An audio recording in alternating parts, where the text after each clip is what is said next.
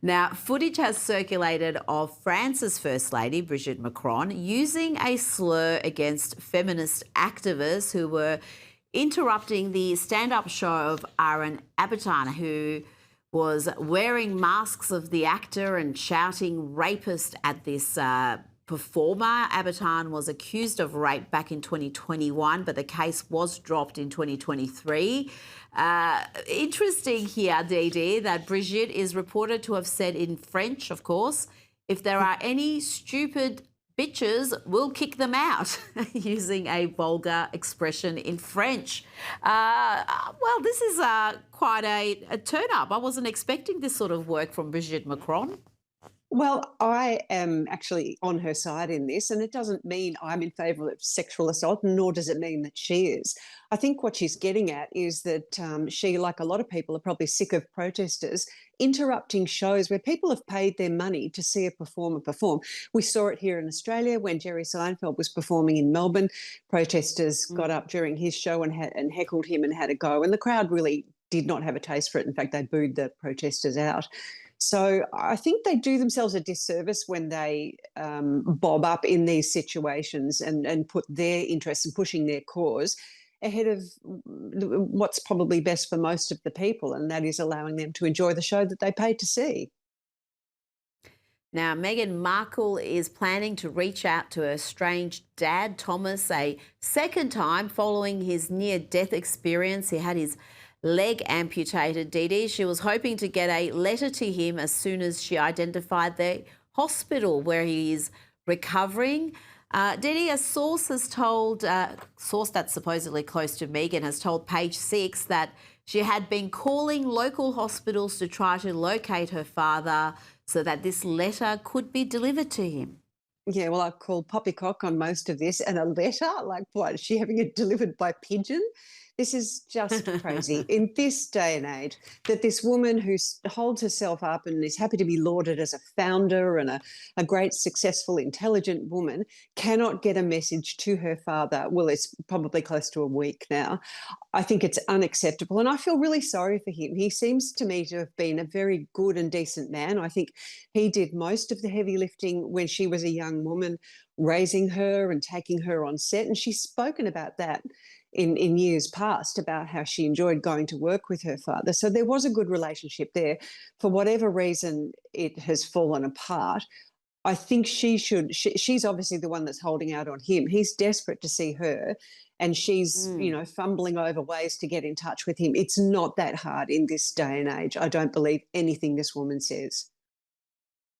Well, yeah, he has been crying out to have some contact, and when he was gravely ill, he was essentially begging her to have one final meeting with him before he passed away. He's never met the grandchildren either. Seems to be estranged for her entire family other than her mother, which in itself I think is fairly unusual. Now, this next story, this captivated people for a few weeks. Pamela Anderson and Liam Neeson seem to be having a bit of a romance, and Pamela Anderson has opened up about this roller coaster romance with Liam Neeson. She told People that they were romantically involved for a short while after they finished filming a film together. And she said she still adores Neeson, but they are better as friends, Dee Dee.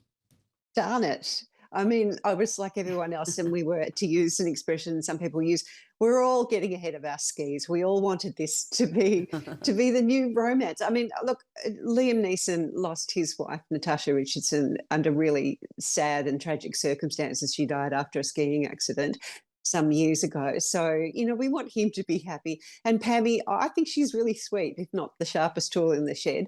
And I think was treated horribly by the media over with her whole relationship with Tommy Lee and that sex tape that got released. So I think we're all hoping that this would work, but I don't think they're together. I think she's saying we're just good friends. There was maybe something hot and heavy, however hot and heavy you can get in your 60s and 70s. For a short time, but I don't think they're together. I always thought it was a bit of a creation. It was a PR exercise. It just boosted interest in the film. It got so much publicity. I never sort of bought that it was genuine, but maybe I'm too cynical. Now, I want to get closer to home. You've uncovered some evidence that Coles is going woke. Well, they have been woke in recent years. Maybe they're staying woke. Let's look at this Coles Christmas book calling gingerbread men gingerbread people or gingerbread person. Dee Dee, seriously, who is offended by the term gingerbread men? Because, I mean, this was a conscious decision. This wasn't just someone who forgot what these biscuits are called. Well, Rita, I'm a woman and I'm deeply offended that I haven't been depicted as a biscuit with a bald head and stumpy legs and gumdrop buttons, which is probably a unisex outfit anyway. No, I don't think anyone was. Why are they doing this? Why are they correcting something that didn't need correcting? And it does matter because all of these instances where language is changed, where we refer to chest feeding and that someone is assigned sex at birth, all of these things that are not real, it kind of worms out its way into our consciousness and becomes part of, that way of thinking, that woke way of thinking that I don't find acceptable. And whenever there is this sort of twisting of the English language to suit the woke agenda, I think that is harmful and I object to it. Now, before you go, just want to get your take very quickly on Bonnie Blue, who is under arrest in Bali. And one of the people who reported her to the police in Bali has told news.com how and why they did it. The OnlyFans model, well, again, she's not really on OnlyFans anymore. She is a online sex worker. I think OnlyFans dumped her, but she's facing up to 15 years in jail, probably more likely to be deported. She was arrested on suspicion of breaching Indonesia's anti-pornography laws, and the individual who reported her said that the cops at first couldn't even understand what was happening. We had to explain it to them. They just couldn't comprehend it. Dee Dee, thankfully for you, you've only got about 15 seconds. What should happen to Bonnie Blue? Well, I think if you're in a country, you abide by its customs, and I absolutely back the Balinese people who are very spiritual, who don't want to get a reputation like Thailand or the Philippines as a dirty sex, whatever pit, whatever it is she's trying to convey with her antics. I think she deserves to be punished.